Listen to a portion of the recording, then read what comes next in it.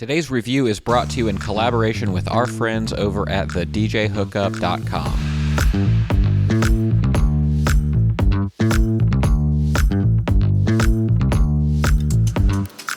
What's up, passionate DJs? Today I have the privilege of bringing to you the AlphaTheta DDJ-GRV6.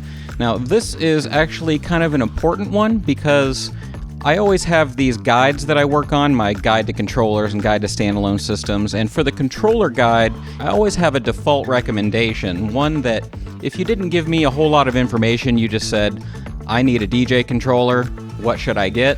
Then that's the one I pick. Now that used to be the DDJ-3000 for me, but now I think it's gonna be this. The DDJ-3000 was replaced by the Flex 10, which is a great controller, but it's well into the four figures, and this one comes in the $800 mark. So today we're gonna talk about it and what it has to offer and its unique groove circuit feature right here on Passionate DJ.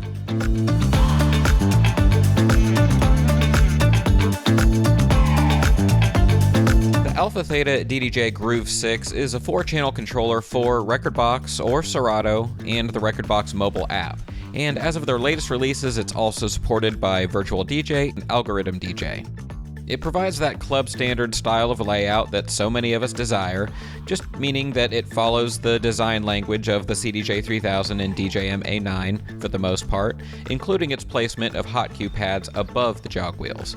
When used with rekordbox, there's an onboard remix function called the Groove circuit, and this allows you to replace the drum tracks on your songs with other ones. When used with other software, particularly Serato, this function becomes Stems FX. Now this lets you apply effects such as roll, transform, echo out, and delay to the separate stems of a track, drums, bass, vocal, or melody. Overall, it has a pretty nice aesthetic, with nice black matte finishing covering most of it. It has a spacious, ergonomic design that's mostly symmetrical, so in other words, both decks have the buttons and pitch faders on the same side. The new Smart Rotary selector allows for up and down and left and right tilting, as well as conventional rotation and push operations. So this makes it much easier to find the track that you're looking for, no matter what the size of your library is. The GRV6 is appealing to many DJs because of its broad compatibility, its familiar layout, and the set of features it brings for the price. Now that said, one thing you might notice is its sort of minimalist approach, visually speaking. I'm mainly referring to its lack of full-color LCD screens or crispy OLED displays giving feedback under knobs. Now as far as visual feedback, you get the spinning jog rings, some flashing lights, and that's mainly it. But keeping those things simple means that despite its huge feature set, the GRV6 is able to come in at a reasonable mid-range price point of $829. So as always, I recommend that you buy your DDJ-GRV6 or any other hardware from my friends at the DJ Hookup. See, they made this video possible and it's my favorite place to buy DJ gear. This year, they're expanding into new categories such as lighting and atmospherics, more types of bags and accessories, and they'll be carrying more DJ hardware brands than ever before. Now, as the highest rated DJ retailer online, with over 6,000 verified reviews that you can go and read right now, the DJ Hookup is known for its great service, quick shipping, and helpful staff. They'll match and beat any authorized dealer's price, they offer easy and generous returns, and shipping is free for most orders. If you're looking to buy a DDJ-GRV6 or any other DJ or production hardware, I'd highly recommend that you buy from a place that staffs fellow DJs like you and me, so that they know how to talk shop and how to recommend the right gear for you. Head on over to the website by clicking the link below and check out their selection of Pioneer DJ and AlphaTheta hardware. There's lots to see over there, including this new arrival, the limited gold edition of the DDJ-REV7. Now, we've been partnering on projects with the DJ Hookup for over 5 years now, and the reason is simple.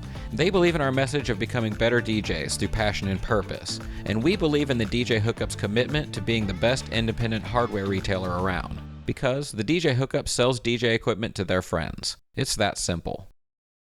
My favorite thing about the GRV6 layout-wise is its simplicity and its ability to communicate to you what everything does with a quick glance.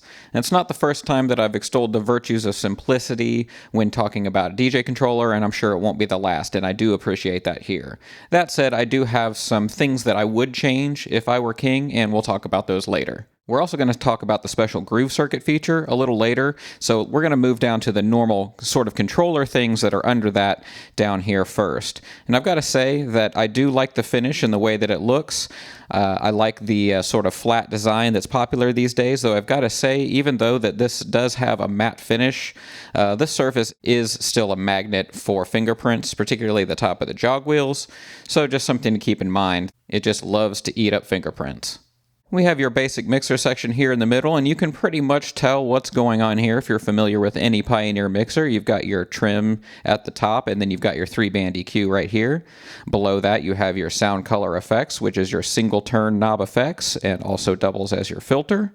Over on the right side, you've got your beat effects. Control all those things right here. Right here, you select which of the channels you're applying the effects to. You select the level or depth here, enable it here. You can do all your timing stuff right here, do auto or tap your tempo if you need to, or select different beat increments by clicking these buttons.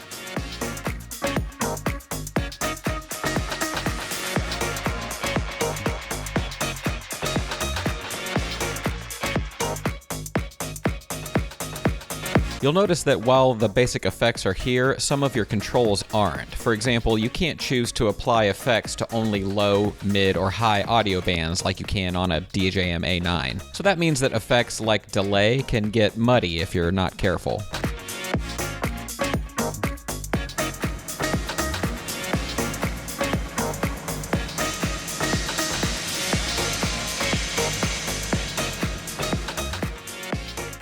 So it's important to note that while you do have basically all of the main Pioneer effects that you would find on like a DJM-900 Nexus 2 or DJM-A9 or anything like that, you don't have some of the controls like, say, the X pad or the XY pad on the Opus Quad or anything to further manipulate those effects. You just get the level and depth knob here. And then your sort of master controls here for your level and your master cue. It's easy to cue your songs in your headphones. You do that using these buttons right here, just like Pioneer mixers all the way dating back to the 90s. But you will find something new under this Stem ISO button. And if you hold Shift, you'll see that one of these is flashing. That's because I have Stem ISO enabled on channel 2. If I click it, it stops. Now it's re-enabled. What this does is turn your EQs into stems controls. They control your drums, instruments, and vocals separately, so you can change those things by dialing the knobs.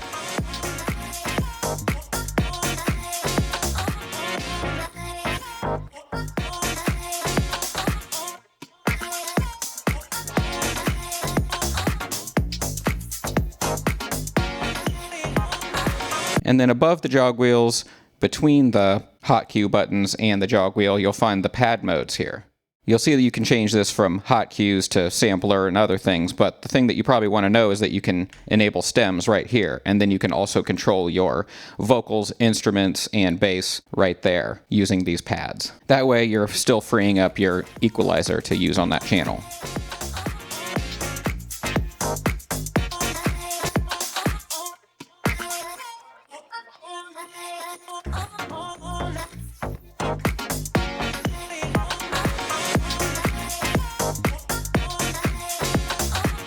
In regards to the decks, you've got your layout of beat pads, or rather hot cue buttons, above each jog wheel rather than the traditional controller style below. This is more akin to CDJ-3000s, and I know that's something that a lot of people are looking for today. I will say they are just buttons though. They click when you push them. They're not beat pads, so just bear that in mind. If you're like a finger drummer type, you might want something else to use on the side. And if you did want to expand this thing to have some more capabilities with the pads, the amount of hot cues you can have, more control over your effects, I might recommend something like this, the DDJ XP2, also for sale on the DJ Hookup. Let me know in the comments down below if you want me to review this thing. You've got your loop section here. You can select a manual in and out point and your reloop exit button there. You can also hold a long press on the in button to set a 4-beat loop. It takes a little getting used to. You just got to kind of trust that it's going to engage. To change the length of the loop, come on over here and tap the left and right call buttons. It's not hard to do, but not obvious at first glance either. So you do have these CDJ style controls over here for your memory information. The jog wheels feel pretty nice. They don't feel as nice as higher end gear such as the XDJ-AZ or indeed the CDJ-3000. They just feel fine. They remind me of what you might find on, say, XDJ-1000 Mark IIs, something like that. Upper end or mid-grade sort of jog wheels, but not premium tier. Perfectly acceptable, perfectly capable of doing some scratching, and they feel nice, but there's like no, tension adjustability or anything like that. It's basically what you've got here is what you've got here. Generally speaking, I like the blacked out face buttons. I like that this is just a sliver of color. I like that you've got all the buttons blacked out here so nothing's blinding you. The blacked out play and cue buttons are pretty cool. Everything looks really nice. You do have pitch faders on the right side of each deck. They're pretty small. If you're the manual beat matching type, obviously this will work fine, but depending on the type of music that you're working with, you might want to change your pitch range to work with that. And then of course you can change to deck 4 by hitting the 4 button there and the deck 3 on the other side, just like that. So you get full 4 decks of control. Overall, the size and weight is very manageable. Here's what it looks like in comparison to a 12-inch record. And some headphones. By the way, these are the new HDJ F10s from AlphaTheta. Let me know if you'd like me to review these. So yeah, not tiny, but overall very easy to work into basically any DJ booth. It's not going to be invasive in any way. Quality of the faders, I call them fine. Not spectacular. They're not like perfectly on ice gliding, but they give confidence. They don't feel cheap. They don't feel scratchy. They're very smooth. The crossfader moves freely, but there isn't really any tension adjustment or anything like that. So while it is capable of some scratching, this definitely isn't going to be a Magvel or an Innovator type of situation. Overall, this has the type of build quality where you can use it with confidence for any type of DJ who's gigging in a club environment, sort of a festival thing where you're bringing your own gear, or really anything like where you're not doing any hardcore scratching, beat juggling, stuff like that. Then it might, not want to take up to that abuse. But other than that, it feels like it's well built and ready to work for years to come. Now we are going to come back and talk about the Groove circuit soon, but I want to first talk about the Smart Rotary Selector. Now this is your basic browse knob. You can twist it left and right, but you can also move it like a joystick, up and down, left and right, and this enables you to browse through your file structure in rekordbox or whatever software that you're using. So no matter the size of your library, you can really just kind of browse around where you need to go. Then you can just tap the load button above whichever deck you want to load into, and you're good to go. You also have a view and preview, and also your tag track functions up here. And then over here you have the Discover button, which helps you find related tracks. This is sort of a rekordbox function, but this is a hard button they've included for this function on the Groove 6. Alright, so let's talk about Groove Circuit. Now this unique function uses dedicated buttons to replace the drum parts of a track, creating live remixes. You can insert entirely different drum loops, effectively changing songs into different genres, creating fills, build-ups, and breakdowns. There's a groove circuit on each side, each one having an independent gain control. The easiest place to start is with the drum roll. This is a set of 4 buttons that will chop and repeat the drum part of your track. This is very similar to the roll effects on Pioneer mixers, but again, it only alters the drums.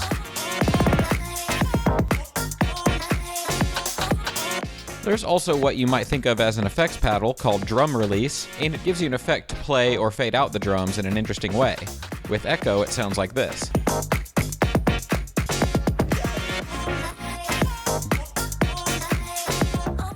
In rekordbox is a new section called the Groove Circuit panel. In there is a drop-down box where you can select your drum release effect. Here's Vinyl Break.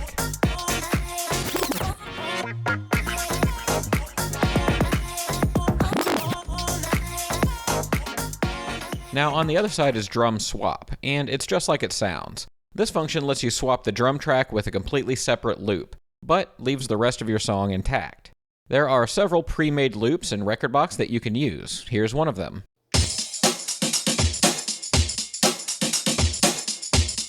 There's a gain knob over to the left, which determines the volume of the swap drums. So let's give it a try.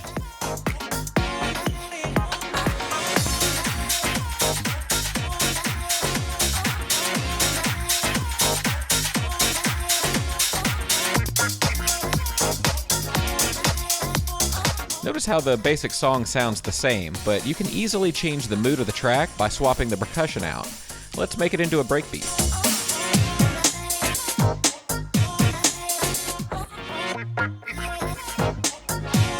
There are 2 banks of drum loops available, and right now I happen to be using bank B, so let me hold shift and switch it to bank A and hear the others.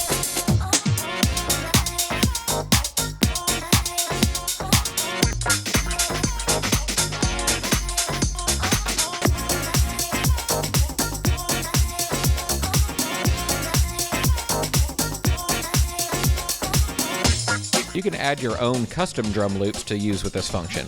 In fact, you can even capture one on the fly. That's what this middle button does. Tap it, then select where you want the captured loop to go. It will highlight in rekordbox like this. Now if we tap this drum swap button, we can hear the drum track from our song played by itself. If you're using Serato with the Groove 6, the concept of the groove circuit is replaced with something called Stems FX. They provide you with these overlays that have adhesive backing so that if you're a Serato user, all the labels will match up. Now, because somebody will eventually buy this controller as an open box unit, I didn't want to commit them to rekordbox or Serato and ruin that experience for them, so I've just kind of cut the centers out of the label backing here, and I'm going to just sort of lay it on top so that we can see what we're doing. Now you'll see over here that the buttons have changed to vocals, melody, bass, and drums, and you have the stems roll over here instead of drum roll. In fact, it's very similar to that function. Last night in your sleep, smiling on your face like you believe. I think is in your energy. Did you try to find? Now the difference here is we can actually select the different stems over here that we want to be rolling. So, for instance, maybe we only want to roll the drums. We could disable these. Okay, maybe yes, so I'm losing control. Tell me if you're feeling tied up, then let me cut you loose. Or maybe we want to roll the drums and the vocals together. Heard you saying something last night. Sleep. Like you. Notice how the bass keeps on going for as long as I hold this down.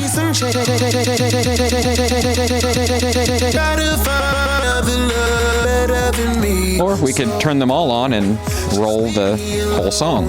Back where you belong.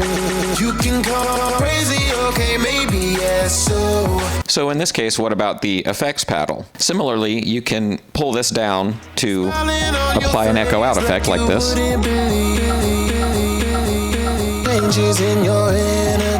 And now it's doing an echo out because of what's going on over here. So everything on the underside, all these labels have to do with the shift operations. So if I come down and push the shift key next to the jog wheel,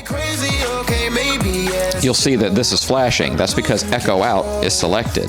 Maybe I want to do a breaker effect instead.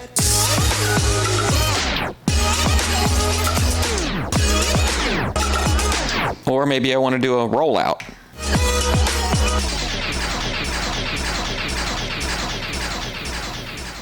Or a delay.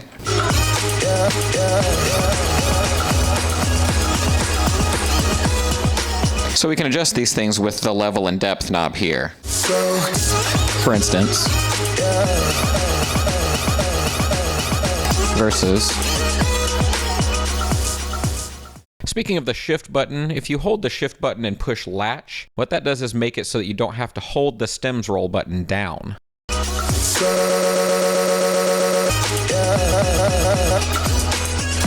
And if we hold shift and change this to half beat, then the effect will happen on the half beat instead of the full beat, like this.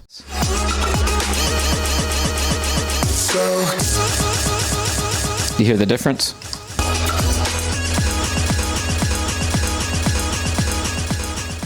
There are a handful of other differences on this controller if you're using Serato instead of rekordbox, but they're all pretty minor. You know, for example, the Discover button doesn't really work in Serato. This just brings up your secondary browse window that shows your directory structure. The Preview button doesn't preview things in your headphones, but instead adds songs to your Prepare list. But all the effects are mapped in Serato in such a way that they give you basically the same equivalent effect. You know, they might sound a little different, but they work functionally the same. So this is probably the most tightly integrated multi-software controller I've ever used, in the sense that everything works as labeled. so long as you use the proper overlay. Very impressive. Now there are a few things to note around the back of the unit, and the first is that over here on the left there are two USB-C ports. The one on the left is one that you can plug into the wall using any 5-volt charger, and the one on the right is where you'd connect your laptop or mobile device. Now, if you plug into the one on the right to a laptop, then that's all you need to connect. But if you're connecting, your phone or something like that, then you'll probably need to add power with the left side. Here in the middle, you'll see there's a switch for mono and stereo for Android users. Some Android phones will freak out if you have it try to send stereo sound, so there's an easy switch there to let you select that. There's a normal RCA booth right here, and RCA master outputs, but then over here you'll see there's a 1/4-inch master output. Now, no worries, this is a balanced output. It's just as good as XLR cables, but I would recommend getting some sort of adapter or set of cables so that when you play out, you can connect to XLRs. And over here, you'll see you have your mic connections with the gain on the left and your balance connection here right on the right side. And then not too much to report on the front. Here you'll see that you have your small and large headphones jacks and your level and mix controls to control your headphones, and then your mic level just to the right of that. So when it comes to my list of complaints, or perhaps my wish list, I do have a couple of minor ones, and one of them that is looping is just kind of unintuitive on this thing. It's kind of hard to get used to using a long press to engage a 4-beat loop, and the length controls are in a different location. Give me a rotary loop encoder any day. Next, this is a minor one, but why is there a 1/4-inch balanced output instead of an XLR? I mean, yes, I know, technically it works fine, there's nothing wrong with using it, but seriously, most people you work with are going to expect to hand you an XLR or RCA cable. Now you've got to make it a thing. So just make sure to keep your own cables and adapters around for this when playing out. Also, the groove circuit's cool, but it's also kind of risky. It's easy to engage off beat, so make sure you hit it within your quantize range. And I don't think there's any easy way to preview what the groove circuit's gonna sound like on a live track. But overall, my main complaint about the Groove 6 is its lack of useful visual feedback. And look, honestly, it wouldn't take much. RGB backlighting on the beat pads would be hugely useful. This makes it easy to identify hot cues and easy to tell which stem you're removing and so on. RGB backlighting could also be used to make it more obvious whether you're controlling the primary or secondary decks. So currently you could be forgiven for forgetting whether you're on decks 1 or 3. It could also be used to help differentiate whether your cue buttons are in cue mode or in stem ISO mode. There's also nothing particularly useful in the center of the jog wheels other than a spinning ring. There's no BPM or pitch data, no library browsing, nothing like that. And again, none of this is a huge deal individually, but having them all means that there's a non-zero chance of getting lost while DJing. At least for me, and admittedly I'm scatterbrained. Suffice it to say, this is a DJ controller in the traditional sense. It's not meant to help you keep your eyes off the laptop screen. In fact, you're gonna need that laptop screen. And which is fine, not every DJ controller needs a zillion OLED screens, but at this price point, I would think that RGB backlighting would be a fair and useful inclusion. So to wrap things up, the Groove 6 is a device that handles the main DJ tasks very well. Manipulating tracks with its full-size jog wheels, easily skimming a large library with that multifunction browse knob, and sounding good, all the way down to its full suite of Pioneer DJ effects. It's also a device that doesn't do anything at an S-tier level. The build quality is pretty good, the faders feel pretty good, the layout is pretty good, the size and weight is pretty good. You get the picture. And what the Groove 6 is a solid all-arounder. You get a stout, 4-channel, handsome controller with multi-software support and some unique remixing features. And that's what makes it my new default recommendation going forward. It does all the basics well, but it doesn't mean there are places it can be improved upon. For something a little more entry-level, check out the 2-channel DDJ Flex 4. It costs only $299, and I've linked my review in the description below. All that said, I think the Groove 6 is for just about any DJ who wants 4-channel control, a club-style layout, and doesn't care about mixing external sources. While it would be served better by having some color feedback using RGB backlighting or useful readouts on the jog screens or something, it is an overall joy to use. It's a proper mid-range controller that mimics the functionality of the big boys. Its wide level of software support is another reason to make this easily recommendable, though it is worth mentioning that certain features work differently depending on what software you're controlling. Now, the obvious example here is Groove Circuit on rekordbox versus Stems FX on Serato, but it's also important to mention that neither of these functions work in the rekordbox mobile app. So always keep these things in mind when considering cross-platform use. So, that's the Groove 6. What do you think? Is this something that you might want to add to your arsenal? And what do you think about my idea that, this might be my default recommendation for somebody who is looking for a controller? It supports rekordbox, it supports Serato, and I'm sure there will be virtual DJ and other mappings coming down the line. And, it's just generally an easy-to-use, well-spaced out, well-built controller that I think a lot of people are going to want for this price point as far as a 4-channel pure controller goes. It's got really nice jog wheels too, which I think is going to stand out amongst a sea of mediocre ones. So let me know what you think in the comments below, and if you want to get one, you should order yours from thedjhookup.com because they made this video possible. But for now, that's all. Thank you so much. I'm David Michael. This is Passionate DJ, and as always, keep on spinning.